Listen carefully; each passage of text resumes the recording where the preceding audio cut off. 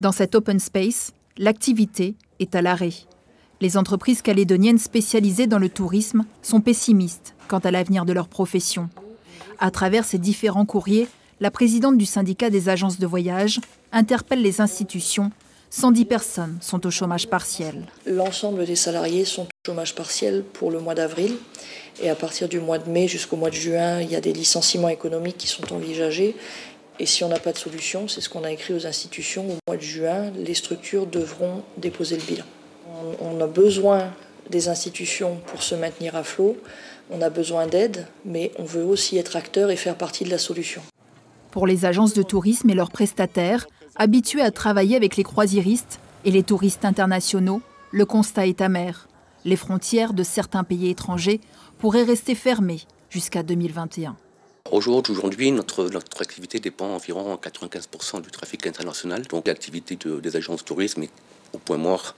Et on est au moins sur une période d'au moins 3-4 mois jusqu'au mois de juillet, août, en espérant que ça puisse reprendre à ce moment-là. Mais je deviens plus pessimiste avec le temps et je pense qu'on n'aura pas de touristes avant 2021.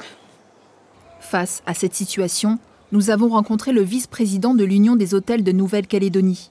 Exceptionnellement, notre caméra a été tolérée dans l'enceinte de son établissement.